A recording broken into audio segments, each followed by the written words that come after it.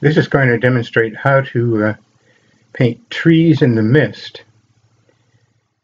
And like my reference photo here, I haven't done much drawing at all. I just did an outline where those mountains are going to cut into the picture. A few little treetops, just kind of to remind myself, because all the drawing is going to be done with a brush. And I just wanted to get a few marks that help me visualize where I'm going with this. 200-pound paper, rag paper, which means it's made from cotton. I've just taped it down to a plastic panel, and I wanted the whole thing to be wet, pretty good and wet. You can wet it with any kind of a brush. This is a 2-inch watercolor brush, but you don't need that. I'm going to work with a 1-inch brush. This is going to be a combination of ultramarine blue and burnt sienna, real tried and true staples in my palette, because they mix a nice gray and a wide variety of grays, and it'll just suit this picture perfectly. I don't want it too dark, but I'm going on wet paper, so you can see it's going to spread. But it's a fairly dry brush. You notice there wasn't a lot of water in that mix on the palette. So these strokes will hold up, and they won't fill in all my white. I needed to leave a bit of white paper so that the whitest part of the mist, and even into the sky, has a nice range of values. As soon as the whites are gone, everything looks kind of dull and overworked. And I got to think of how I'm going to work around the mist here. I've dried the brush a little bit, and I'm just going to sort of pull down pigment into the white area. Should have maybe a few strokes going up. Just want it to fade nicely.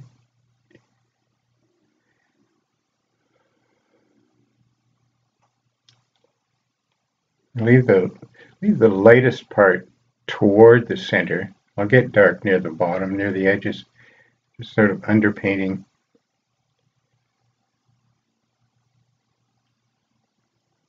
Thinking in terms of the mist having various values. It's not all pure white.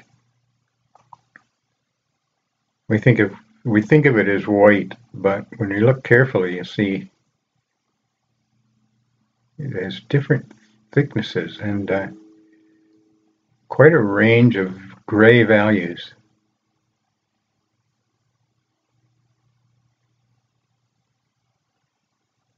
And I'm going to have a lot of dark in the foreground.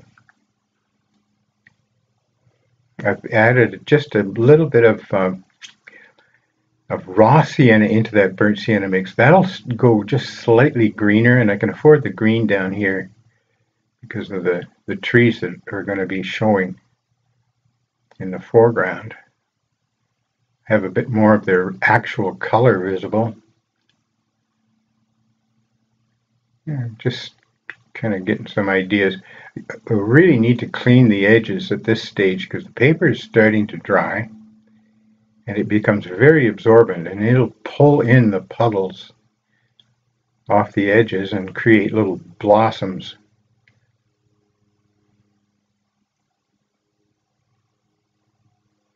I just want to tilt the page a bit to make sure that it's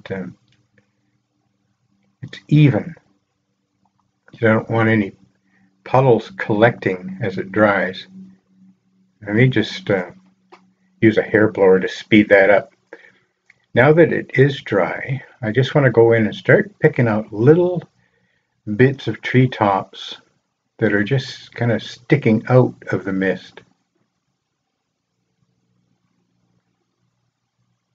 This is about a number 3 brush, synthetic brush. All my brushes are synthetic. except maybe a couple of the blended ones that are synthetic and some natural hair, just to make them more absorbent, hold more wash. But this is just a synthetic round for just this, finding little opportunities here to pull a few trees, even very faint ones like these.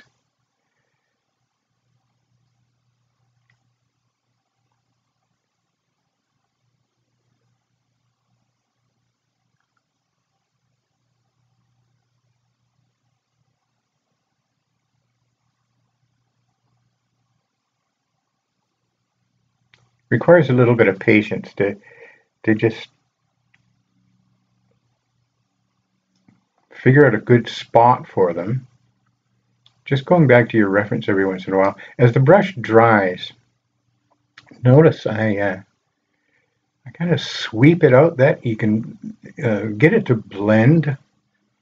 It's a good thing to kind of practice. You can feel the brush emptying out, and then you can just sweep it almost like a pastel would blend on dry paper. It's an alternative to cleaning the brush in water and using the damp edge to blend it. It's a good thing to practice these little different techniques.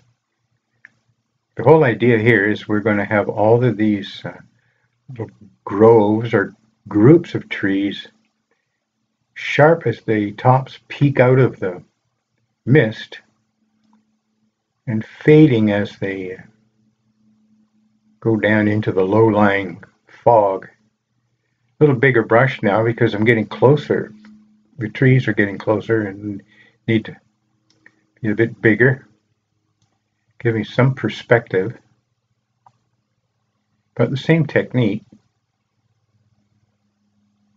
Paint the tops and then kind of sweep in the bottom edges as they fade into the mist.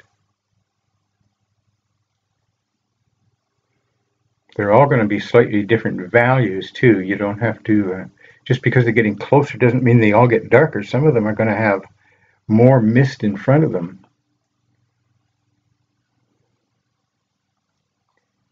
Except when they're really close, like the ones at the bottom will be right clear out of the mist.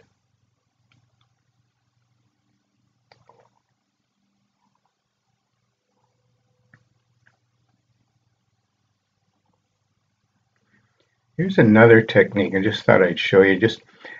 I'm just dampening the paper very gently, not enough to move the paint that's down there, but just enough to blur the edges of this tree that's going in on top. And it'll just give the look of mist that's covering some of the closer ones. Just gets rid of that hard edge. So now I'll have a nice variety of edges. Some of the treetops will be pretty hard edge. Most of them probably will. But this is just another way of doing it.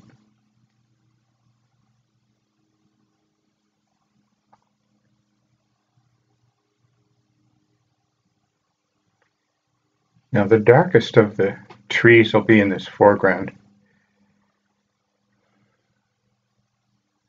And I've just used burnt sienna, a little bit of phthalo green. You can use burnt sienna and phthalo blue as well, or just increase the raw sienna with your with any of your blues actually, because we're not getting a real pure bright green here. We want this forest color, but it's also been subdued by the mist, so there won't be any bright color on a day like this. You want to make sure that you get some variety into the shape. It's so tempting to just put a little army of trees all the same shape, so I try to mix in some skinny ones, put in a couple of skinny ones here and there, and then some with a bit of break in the branches where you could see the trunk. Just anything you can think of, and go back to your reference for ideas on how to get variation into the trees. Because if they look too much like a Christmas tree farm, it makes the painting really contrived.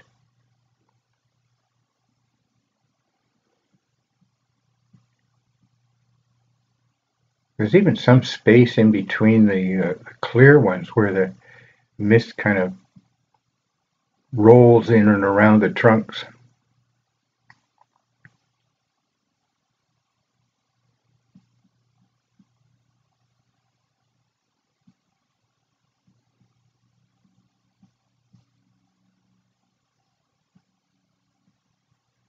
I just keep changing the brush size depending on how big the tree I plan to paint is, how much wash do I want it to hold. The biggest problem here is just figuring out where you want the next little group and how to overlap them. And I'm just making this up as I go, getting ideas from my photo, but